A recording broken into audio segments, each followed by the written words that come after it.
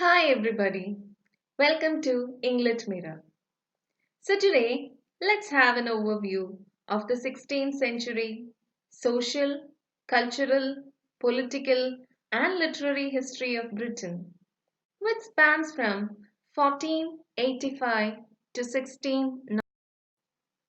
The crowning of King Henry VII in 1485 marks the start of the Tudor dynasty and this literary period. During this period, English evolved from a language that did not enjoy international prestige into a language enriched by writers including Shakespeare, Marlowe, and translators of the Wars of Roses fought during the 15th century between the royal houses of York, whose emblem was the white rose, and Lancaster, the red rose, ended with the death of Yorkist King Richard III at the Battle of Bosworth Field. Henry Tudor was crowned King Henry VII and married Elizabeth of York, uniting the rival houses. The wars had impoverished many aristocratic landholders. Henry VII seized this chance to consolidate and centralize power in his court.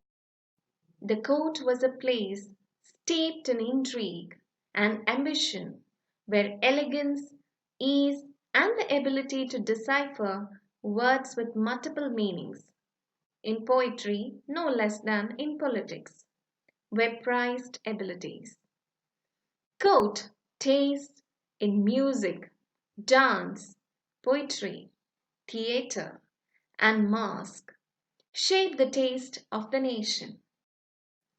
London was Europe's fastest growing city. It grew from 60,000 people in 1520 to 375,000 in 1650. The 16th century saw a gradual transition from manuscripts to books printed with movable metal type.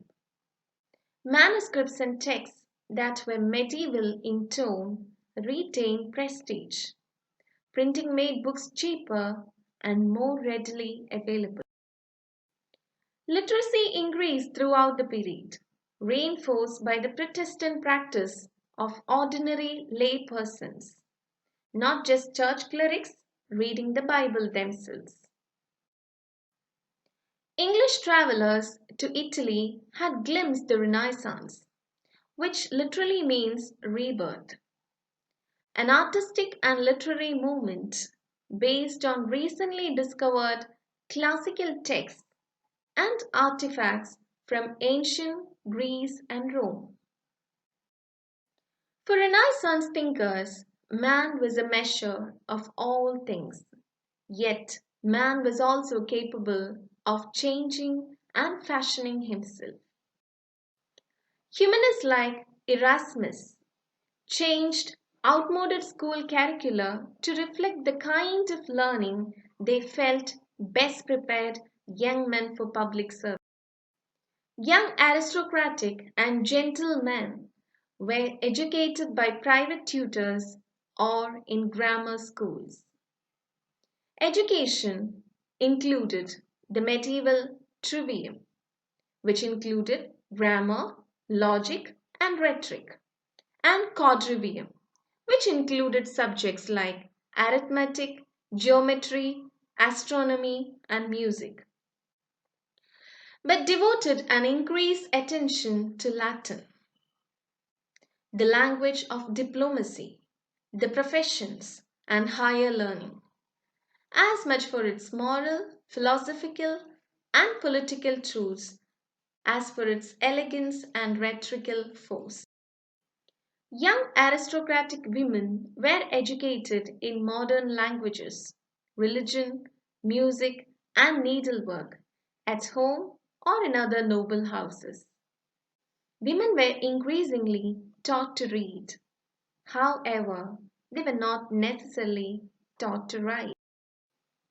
Humanist admiration of classical authors and increasing national pride in the expressive power of vernacular English led to many English translations of classical texts during this period.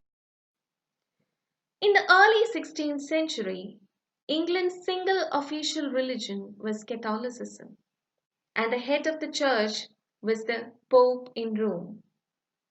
Catholic liturgy and the Bible were in Latin, which few lay people understood. In Germany, in November 1517, Martin Luther protested against corruption in the Catholic Church and began the Protestant movement that became known as the Reformation. The European Reformation promoted two central ideas, sola scriptura and sola fide.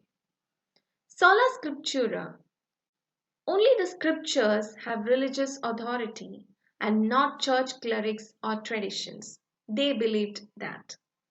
And sola fide, they believed that only the faith of the individual, not good works or rituals, can effect his or her salvation. England's Reformation was motivated principally by King Henry VIII's greed and his succession difficulties. Henry had failed to produce a legitimate son and heir with his queen Catherine of Aragon. The Pope refused to grant Henry VII his desired divorce from Catherine, which would have allowed him to marry Anne Boleyn. Henry had his marriage to Catherine declared null and void under English canon law, married and crowned Anne Boleyn, and was excommunicated from the Catholic Church. The king then enacted a parliamentary act of succession, requiring all male subjects to confirm the new dynastic succession under oath, and in the act of supremacy declared himself supreme head of the Church of England. Between 1536 and 1539, Henry VIII seized the lands and wealth of England's Catholic religious houses and redistributed them amongst his followers. Protestant rule in England continued after Henry VIII's death as his son Edward, a boy of 10, took the throne for 6 years, from 1547 to 1553. The Book of Common Prayer and the 42 Articles of Religion, which form the basis of Anglicanism, the Protestant Church of England, were written by Thomas Cranmer, Archbishop of Canterbury, during Edward's reign. From 1553 to 1558, England returned to Roman Catholicism under Henry VIII's daughter by Catherine of Aragon, Mary I, who gained the nickname Bloody Mary from her persecution of Protestants. In 1558, when the childless Mary died, Henry VIII's daughter by Anne Boleyn, Elizabeth was crowned Queen of England. Elizabeth brought back Protestantism and strengthened it by fining recusants. Recusants are people who didn't attend Anglican services, and making university degrees and positions in the state or in the Church of England all contingent on swearing an oath conferring the royal supremacy. More radical Protestant groups, such as the Puritans, who wanted to dismantle the Church of England's hierarchy, sprang up during Elizabeth I's reign. England's official faith underwent rapid, radical shifts during this period, from Roman Catholicism under the Pope to Catholicism under the English king, to Protestantism, to Roman Catholicism, and again back to Protestantism.